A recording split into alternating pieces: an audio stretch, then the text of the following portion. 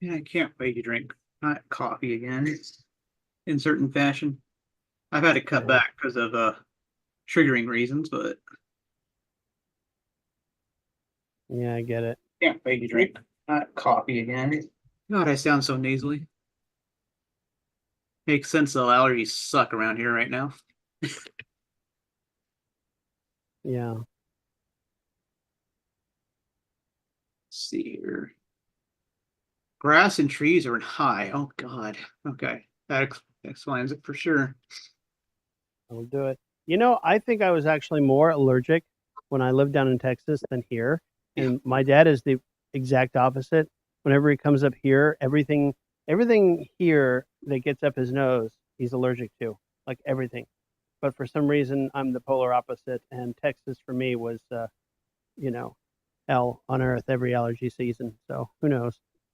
I I I constantly got sick in the South thanks to complications with that. But up here, it's like, okay, all right, you know, No, I much get much more mild. I have to get biweekly allergy shots right now. So I'm not sure it ever got that bad. Allergy shots. Damn, that would suck. Ugh. Then again, I hear it works. So okay, so for everyone watching, we're discussing Hegel. We're discussing the beginning of the section on measure. And if you're wondering what measure is, because it sounds an awful lot like quantity, which we just finished. In quantity, in its more determinate state, is number. Measure, in its immediate form, is actually quite what's the word? Familiar. So, uh, measure. Well, I'll just read it because he starts off with specific quantity, and so yeah, qualitative quantity in the first place is an immediate specific quantum.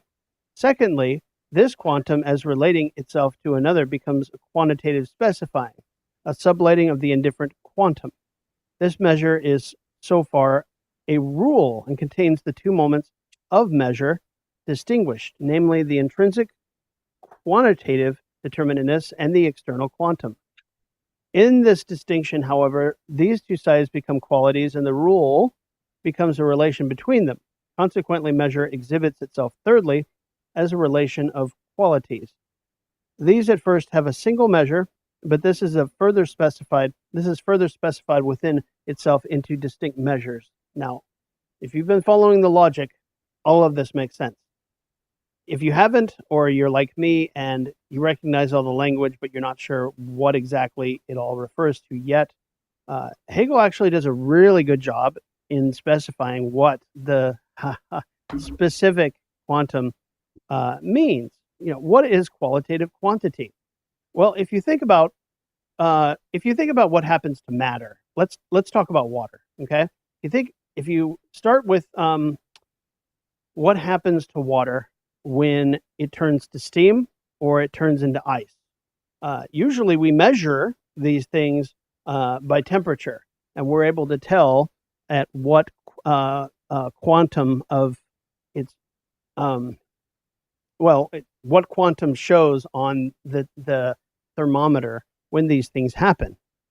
Well, Hegel tells us that what he means by this specific quantum is really nothing more than the fact that the quality of whatever you're measuring is changes, and the quality of water changes from liquid to solid to uh, steam, right?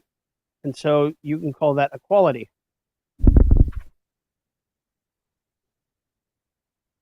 So yeah, that's kind of what he means. Um, yeah,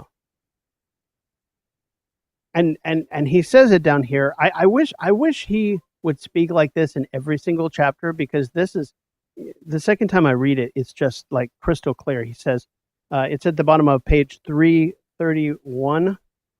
Um, and why don't we hang on 2 minutes because I think Doug is trying to log in yep. again, and so he's aware and he's probably going to try to join us.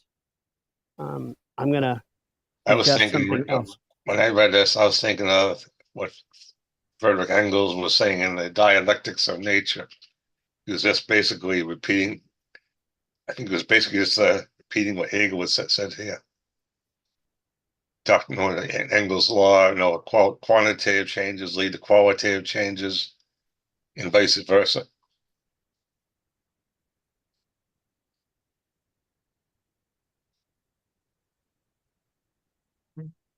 Yeah. Hang on just a second. I'm going to finish my coffee.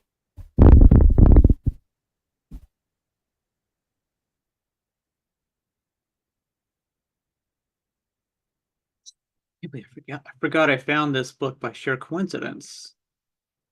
You might find it really weird, Jim. So someone created a book. It's part of the Great War and Strategy book series.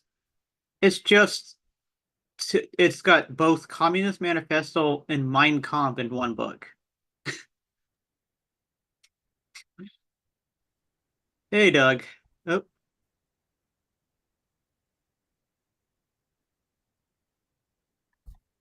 hey, Doug. What's up, Doug?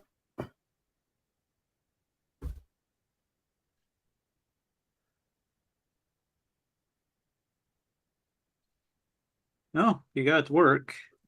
Yep. Hello? What's happening? Hello. Hello. Can you hear us?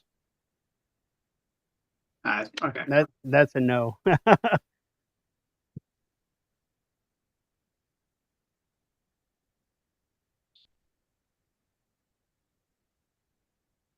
Doug, can you hear us?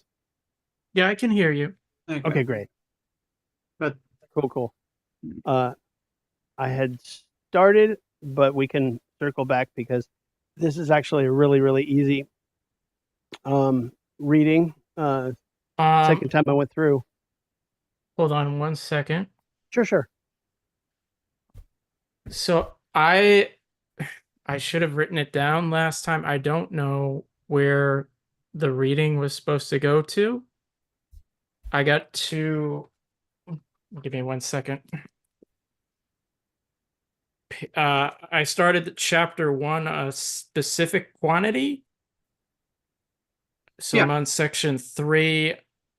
To tell you the truth, I only made it through algebra 2 in high school, so everything about calculus, differentials, and all those formulas, I have no idea what any of it meant, so I think I just read like 60 pages of gibberish. that's fine. I didn't complete it myself. So I couldn't tell you anything about it. That's fine. I'm certain math is important.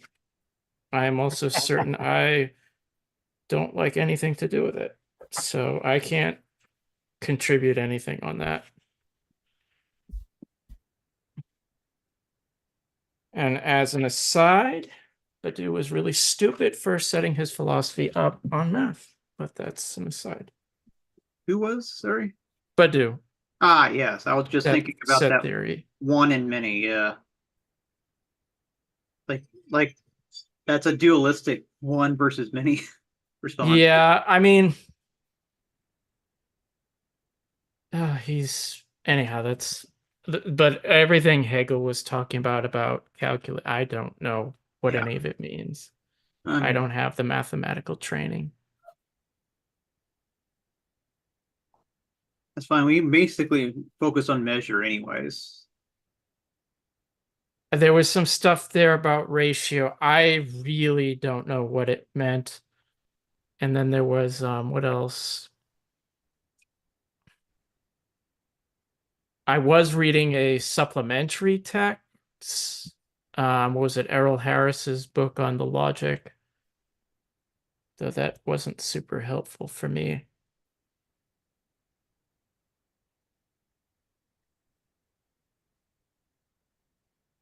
Can anyone hear me, or is Yeah, we can hear you. okay? For some reason I can hear people, but your video's not working.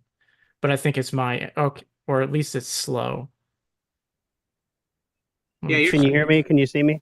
entirely smooth to us, so That's weird.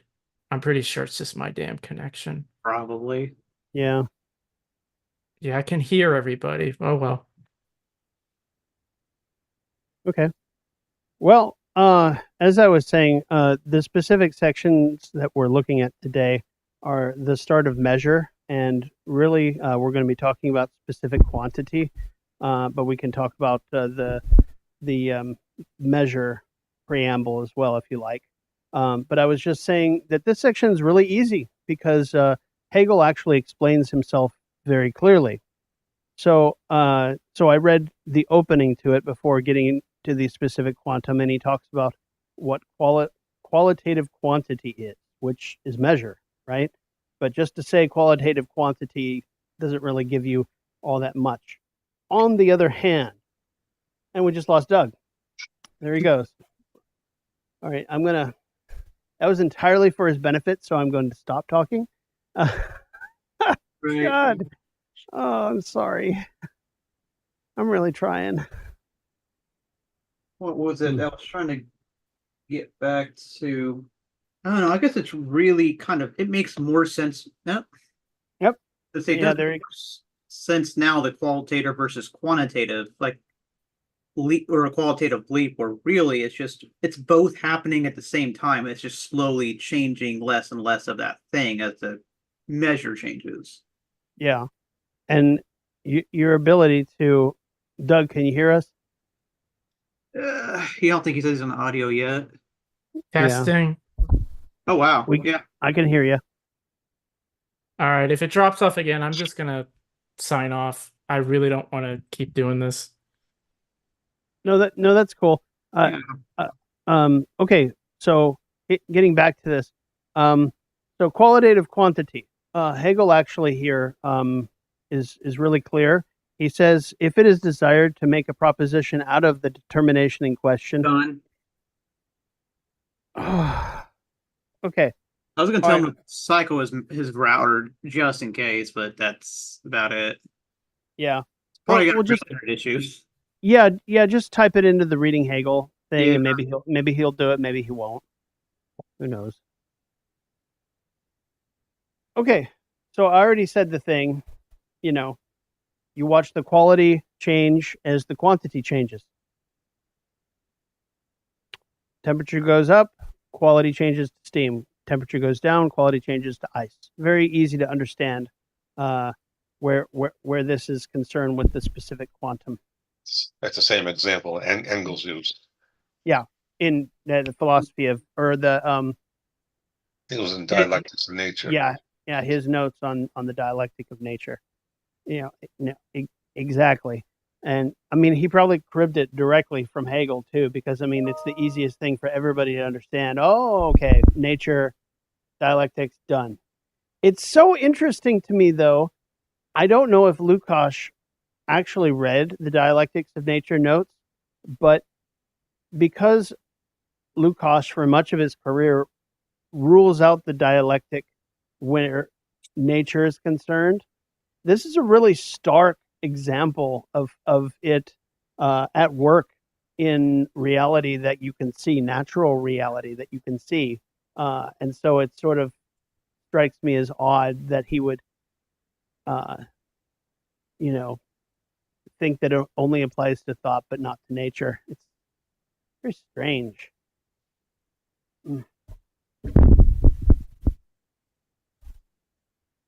Okay.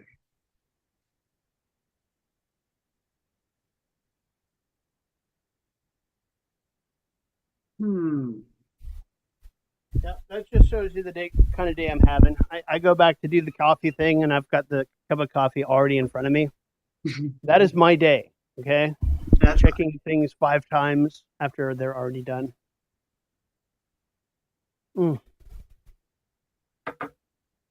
Yeah, I think he's given up. That's okay. That's all right. So, let's see here. What else does he say? Because he's got some of this. He's got some of this stuff numbered. So, what does he say? Specific quantum, number 1, measures the simple relation of the quantum to itself, its own determinateness within itself. The quantum is thus qualitative. And then 2, the sudden conversion into a change of quality of a change which was apparently merely quantitative had already attracted the attention of the ancients, who illustrated in popular examples the contradictions arising from ignorance of this fact. They are familiar under the names of the bald and the heap. So they give the balding head Yeah. qualitative, quantitative overturning, which I mean is another natural, because they're farmers and they eventually got old. Sorry. Yeah. Thinking back to 1, the thing he does go into for about a long paragraph is pretty much kind of like, trying to look for like as a universal measure that's out there. And it's really saying on like the process of like a foot or a pound or something that intrinsically it is basically an external measure. It's just agreed upon. Yeah. I'm trying to figure out exactly. So science has tried to invert that in some fashion, create their own universal. Now they define like a second based off of the speed of light and all these other more constant things in the universe. I'm just trying to think how isn't that still something that's technically agreed upon in some way? Or Well, yeah, I mean, if you think about how we measure even things like the speed of light, a lot of it has to do with specific distances within our own solar system that we can easily relate those measures to, like 1 AU, 58. What is an AU? It's literally specific to it's like a foot. It's literally specific to our corner of the galaxy. It is. We call it a universal measure, but actually it's far more intrinsic to our I guess what does he call it? He calls it a natural standard. An AU I would say makes the leap from natural standard within our solar system to an externally to an external one, because we universalize it to the rest of the universe, really. right. The discussion also reminds me of the opening pages of Capital, where he mentions that weights and measures of commodities come in all shapes and sizes, but they're usually and I forget if he uses the word external, but they're usually agreed upon and externally the big thing is that they're agreed upon. So pounds, metric system, the whole deal. He when he talks about the commodity, if you notice in chapter 1, he actually goes through all of the categories of being, from the fact that the commodity is to the fact that the commodity can be measured and have specific quantums of either hours or feet, or of linen that make the coat, and so on and so forth, right? And so he establishes the being of the commodity in all its specificity, which I find endlessly fascinating. Every time I reread it, I'm like, yep, there's being, there's quantity, there's measure, right? and he starts to go into lots of categories of the essence when you see the commodities start doing weird things. Hi, Doug. Hey, I'm sorry. Don't apologize. You guys seem clearer. At least the video is moving. Nice. Good.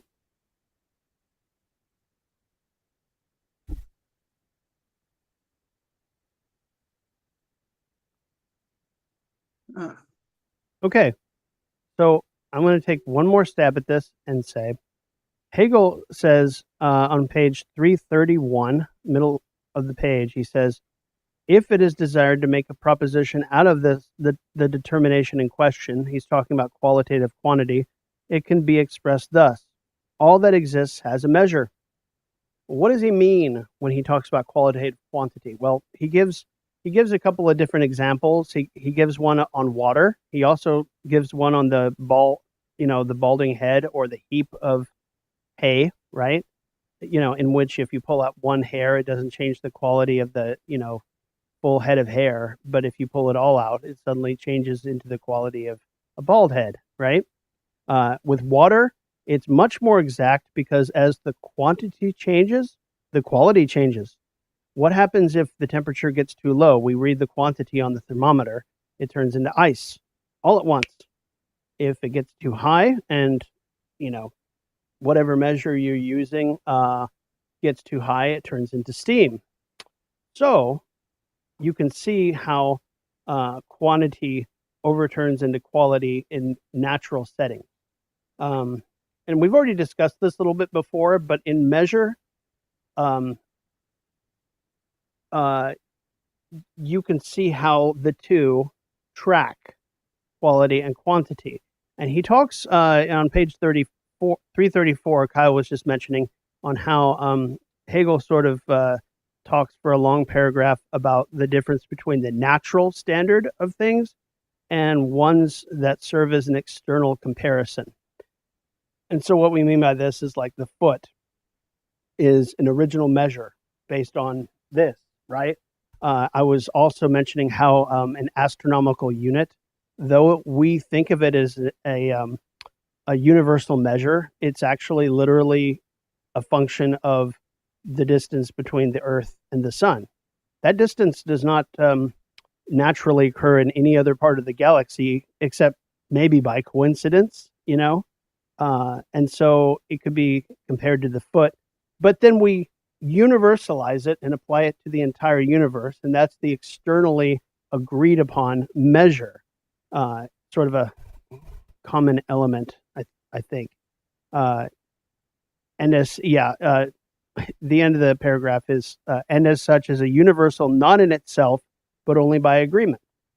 And talking about this led to my musing about Marx's Capital. The opening pages, he actually does talk about measure, weights and measures of commodities, gold, things, feet of linen that are used to make the coat, et cetera, et cetera. And then I talked about how, if you read chapter 1, you actually get the entire concrete being of the commodity, from the fact that it is to how it's measured and with what quantities and such like that.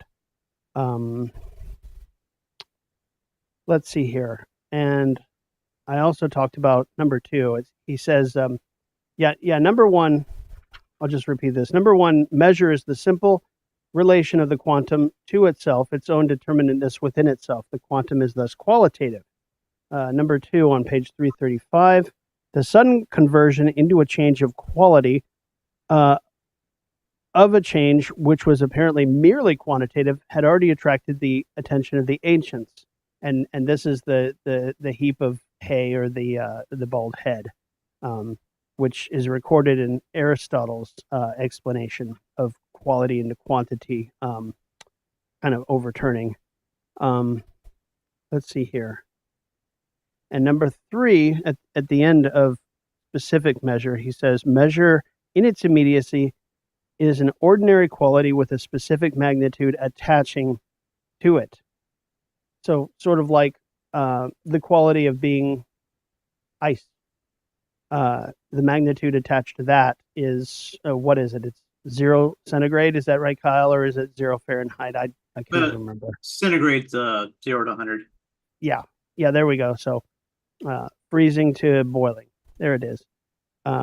Now that aspect of the quantum according to which it is an indifferent limit which can be exceeded without altering the quality is also distinguished from its other aspect according to which it is qualitative and specific. Both are quantitative determinations of one and the same thing, but because of the initial immediacy of measure, this distinction is also to be taken as immediate, and therefore both aspects also have a distinct existence.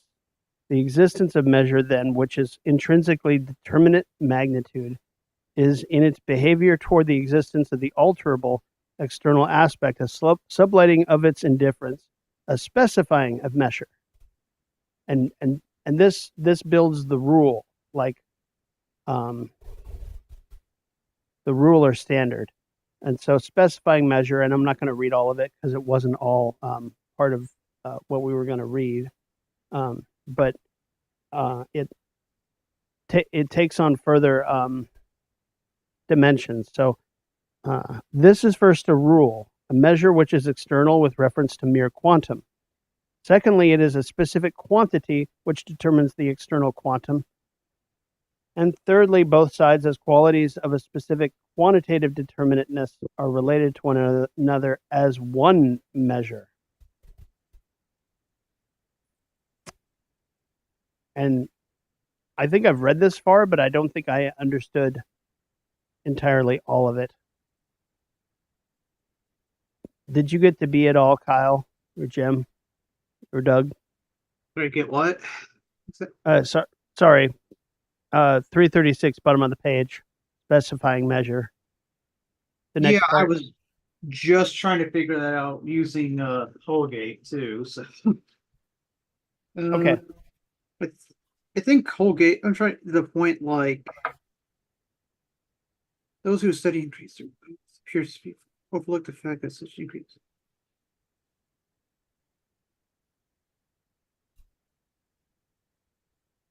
No, because it goes into here. Okay. Okay. All right. Well, it wasn't part of our reading, but so we'll just stop there. So the specific measure which we covered, or the specific quantum, which is immediate measure, is what we covered, and I think it was pretty easy to understand as far as that goes. Anything about the preamble you want to talk about?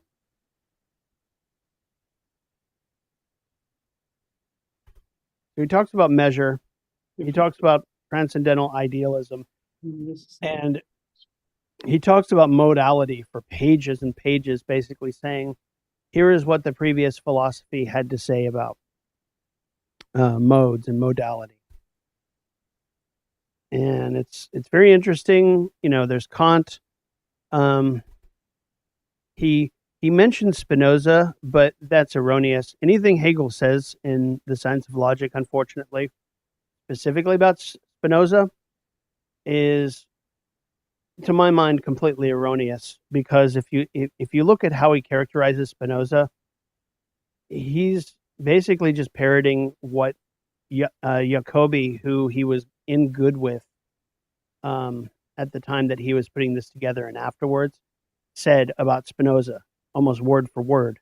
I just got done reading parts of Harrison's dissertation where he talks about Jacobi and the descriptions that Jacobi uses to describe Spinoza and the implications of Spinoza's philosophy are like word for word what we read in Alex's class last time and the time before.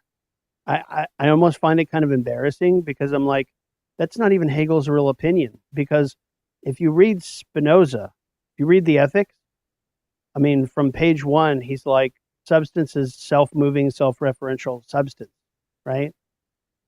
So Hegel agrees with Spinoza, but he cannot say it because he needs a career. He needs to make professor. He needs to make money because he has a family to take care of. So in his philosophy, he's true to Spinoza. When he mentions Spinoza, he has to parrot Jacobi. But luckily, they're just propositions. And furthermore, they're not, his exposition of the logic does not depend on his description of Spinoza. Just sort of an aside, a commentary. So on the one hand, I find that I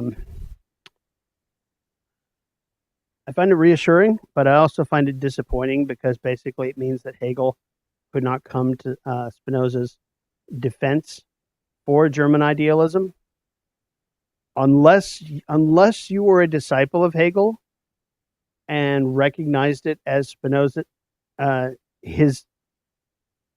you recognize his philosophy as intrinsically Spinozistic, right? Then you didn't get it. the descriptions in this book of Spinoza are for the censors. That's my belief. It may be more complicated than that, but he had to convince Jacobi, who he was in good with, that he had left his Spinozism behind. And the funny thing is, Jacobi was happy to have him in his circle, right? He accepted him fully, but he also said, "Yeah, no, you're not fooling anyone, Hegel. I can read, and yes, you're paying me lip service, but you don't really believe it, because the rest of his philosophy is basically, I mean, everything from self-referentiality. It's all in the implication, right? Like Jacobi has certain things to say about Spinoza, and that's what Hegel repeats. But Jacobi also draws the conclusion and says that because of this, Spinoza is X, Y, and Z. Those implications are rejected flatly by Hegel. Hegel says the opposite. Hegel says that Spinoza's implications are mine. Actually, I don't just make them implied. I explicate those implications. So Hegel is a Spinozist through and through, but he can't say it because he needs to make money. At least that's my headcanon. if I can put it that way. Anyway, sorry. I don't know why I brought that up. Oh, I know why I brought that up, because he mentions on the second page of Measure, like the opening of the Measure chapter on page 328, that you could include Spinoza in these things to do with mode and affectation and substance and those kinds of things. Just for reference, whenever Hegel mentions the word substance in the Science of Logic and the EL, he's not talking about Spinoza's version of substance. Spinoza's version of substance is the absolute idea, absolute spirit. Okay? The one Hegel places in the logic, the determinations add up to the Kantian or Lockean version of substance. And that's a very different animal. Very different. It's extremely underdetermined in terms of how it works. But like I said, he had to call it something, and he had to anyway. He also ties he also ties this discussion of measure and pantheism to the Indian three forms, I guess. The Brahma, the Vishnu, the Krishna, and Shiva. Yeah. Like I always grew up thinking of those as like Indian gods or personalities, but they're far more philosophically rich than is usually portrayed. Like you watch Indiana Jones and they mention Shiva, they mention other gods, and these gods are actually much more philosophically rich than what's his face? Not George Lucas, the other guy gave us on the screen. Okay, Kyle, anything on measure that stands out for you? He talks about the Greeks a little bit. Like I said, he talks about the Indian, this and that. He tries to tie Spinoza to a badly underdetermined version of substance, which is erroneous. I don't know if you heard that, Doug, but when Hegel talks about substance and the logic, what he's really referring to, what the determinations add up to, is the Lockean/Kantian version of substance. But because he has to be in good with Jacobi's circle, which he was very in good with him, actually, during this period and after, he tied that underdetermined version of substance to Spinoza. Spinoza's version of substance is the absolute idea or spirit, right? It's the crowning pinnacle where he goes from being to the absolute in his terms. But Hegel has to make certain compromises to make money, get a university post, those kinds of things, because he already saw what happened to Fichte. Jacobi unseated Fichte unceremoniously, and Hegel thought that was pretty shitty, but he also had realized that he had to make certain compromises. It's my opinion, and also Errol Harris's, who you just got done reading, I think, a little bit in his interpretation of the logic. He shows in his book, Substance of Spinoza, that Hegel does not tie his commentary on Spinoza to the logical development in his books. It's just sort of a side commentary where he repeats what Jacobi has to say about Spinoza and sort of fakes the reader out. If the reader doesn't know what he's looking at, he thinks, okay, he's anti-Spinozist. But if you read the rest of the logic, it's like lockstep with Spinoza from being to the absolute. It's, a lot of it mirrors parts of the ethics, although Spinoza, has a different method of presentation. It's the geometrical. I know this is an entire sidebar, major sidebar actually, but the thing that stands out for me, especially, because Hegel criticizes Spinoza for using the geometrical method of presentation and saying that method scotches what is developed. But the thing is, and this is what Errol Harris says. Let me see if I can remember how he says it. He says that the ontology I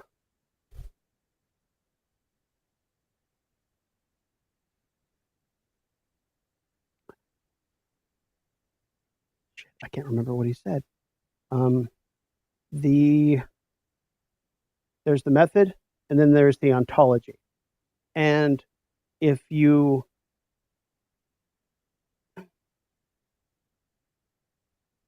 method determines the ontology, then you have a problem.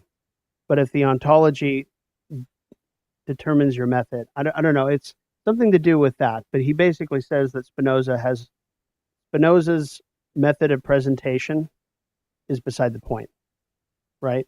The ontology that he develops shows a reality that's self-moving and is monist, just one reality. There's no externality, right? He accounts for both infinity and the finite. So anyway,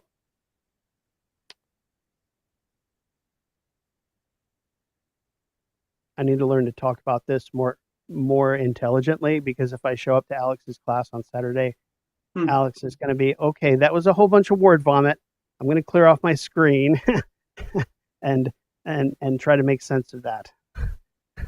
Or he'll just yell at me like he used to yell at Jim in the phenomenology class. Not you, Jim. The dear gentleman who died a month or two ago, who used to go to Alex's class. Nearly as old, an old trot. Damn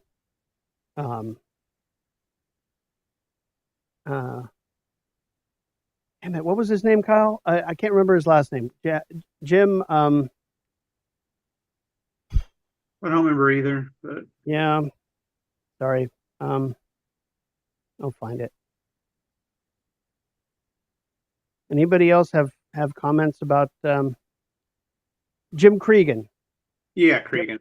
Yeah, Jim Cregan. You can look him up. He was an old guard, very old guard trot, who used to write articles for the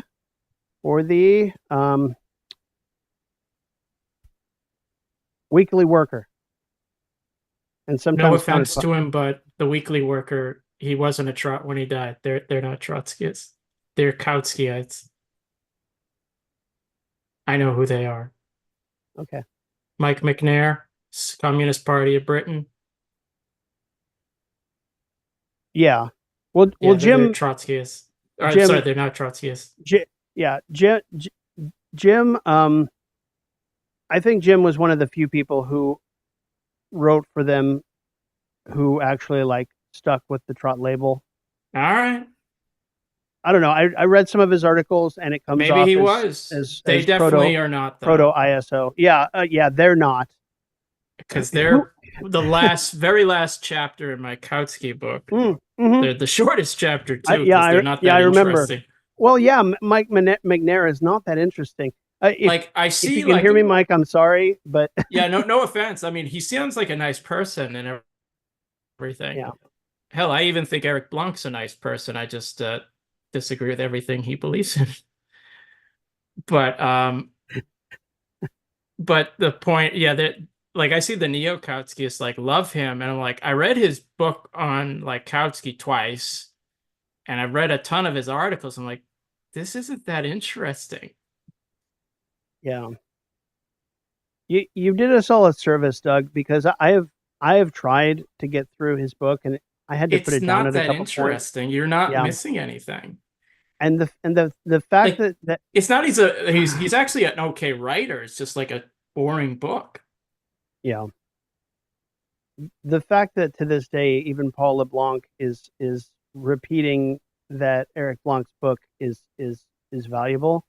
I'm like, Not really. someone stuck a white hot poker into your frontal lobe, my friend. I'm sorry. And if he hears me right now, I apologize, but you know, that's a political lobotomy. Thank God this isn't the podcast, because he actually would hear me. Yeah. Sorry.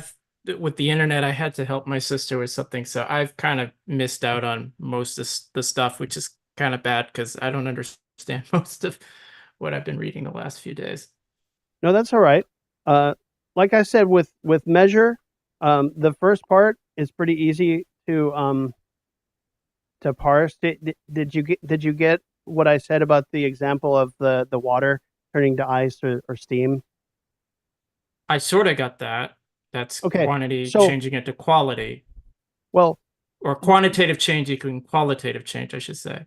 right, exactly. So when you see the temperature, when you see the number change to a certain quantum, you know, a certain number, you see the quality of the water change, and that's it. That's all you have to know. If you think about someone's head full of hair, if you pull it out enough hair, you change from a person who has hair to a bald man, right? You pull out enough numbers of the hair, right? So number, quantitative, quality, the bald head. And that example is in Aristotle. Right. Right. So that's all you have to know about the section that we had for tonight. That's it. That's all there is. Okay. And Man, the meme is right. That's why we came up with dialectical materialism, so people don't have to read Hegel all the time. There you go. And the thing that he calls this thing that we're talking about is measure.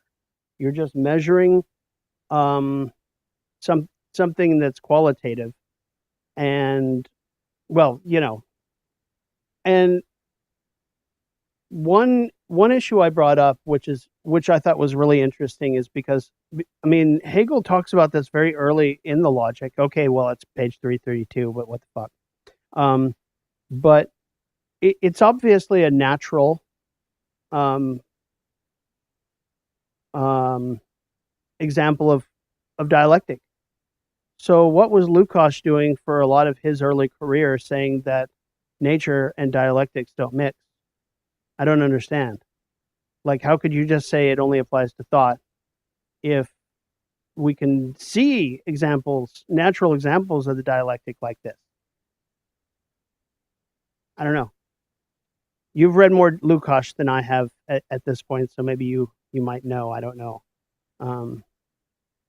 Maybe it has to do If I with remember right, a lot of his change happened when he read manuscripts of the younger Marx. Okay.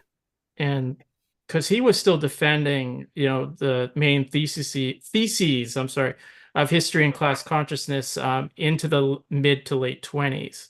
Yeah. Against De Braun and everyone else. But he mentions, I think, in the preface to the history and class consciousness, that's where his change came from. Gotcha. Okay. All right. I'd have to double check that, but I'm pretty sure that's where it is. Okay. So it wasn't terribly late in his career that he made the change. It was after history and class consciousness, where he realized, okay, well, that was dumb. All right, well, that makes sense. Keep trying to figure out something profound to say about this section, and it's actually pretty straightforward. Okay. I can read this if you guys don't mind. It's on page 330, halfway through, and he actually narrates how this is supposed to go.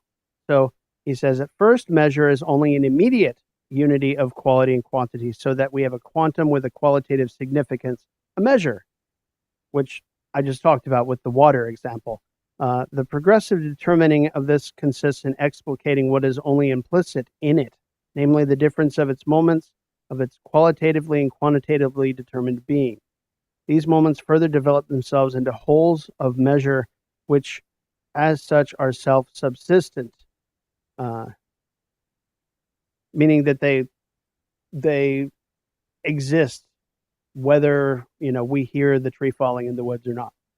These are essentially in relationship with each other, and so measure becomes a ratio of specific quanta having the form of self-subsistent measures. This is, I think, where he kind of loses me. But they're because we just talked about ratio. Why are we talking about it again?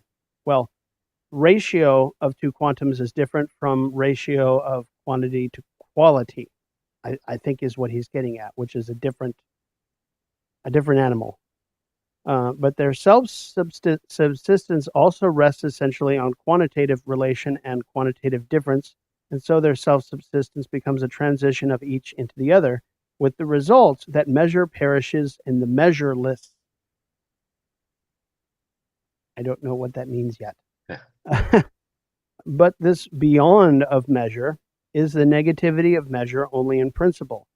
This results in 3, the positing of the indifference of the determinations of measure, and the positing of real measure, which is the next chapter, real through the negativity contained in the indifference as an inverse ratio of measures which as self-subsistent qualities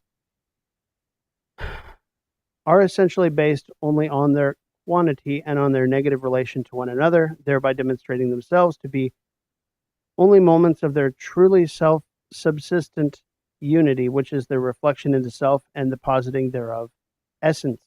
So all of this is adding up to the transition to essence, is what he's saying, which measure is the last section of being, the doctrine of being. And then, of course, I love the next sentence. He says, the development of measure, which has been attempted in the following chapters, is extremely difficult. Starting from, I'm like, thanks a lot, guy. Really appreciate that. I'm starting to talk like Chris a little bit. He's really rubbing off on me every podcast. I'm like, this dude needs to be on stage. Fucking gold. I'm sorry. He's our strong leading comedy man.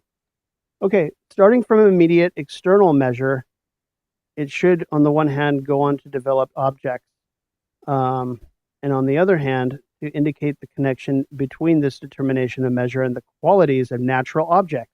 So water, temperature, right? At least in general, for the specific proof derived from the notion of the concrete object of the connection between its qualitative and quantitative aspects belongs to the special science of the concrete. Examples of this kind concerning the law of falling bodies and free celestial motion will be found in the EL, basically volume 2, Philosophy of Nature.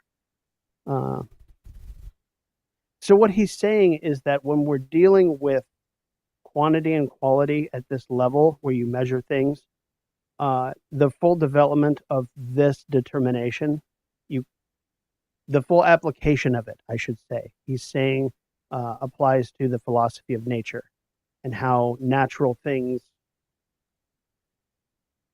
relate quality and quantity together, like the water and the temperature.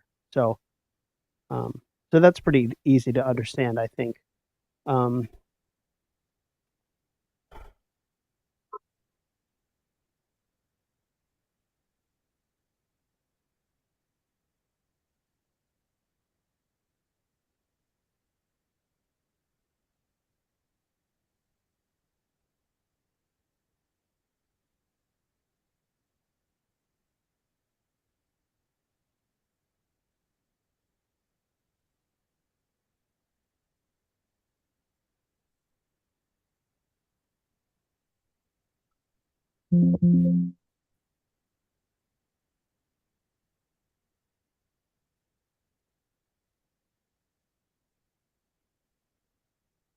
One of the things he says in this preamble is most people in everyday life, common sense, are only really going to talk about the immediate specific quantum and how you relate number to state or quality in nature, like the water or the balding head, right?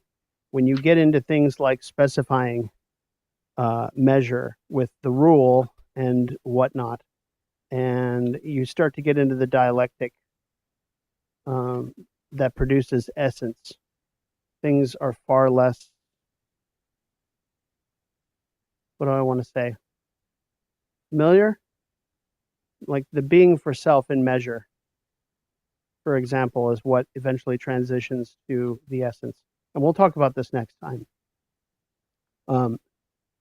Unless anyone has any other comments, I'm going to assign the next reading because I'm starting to run out of things to talk about this one specific small section. Not to be difficult, but let's write this down and I will post it this time, I promise. I apologize for not doing that last time. Let's read from page 336 and go to 347. So just 11 pages. And this will finish out, you know what, I lied. 336 to 347. I was saying something about how being for self in measure produces essence. It does not. It produces real measure, which is, I think, the second. But I'm not sure. Because remember, there's going to be an infinity in measure. There's going to be like a spurious infinity that goes on forever and ever and ever, and that'll overturn into the real infinity, and that itself will overturn it into essence.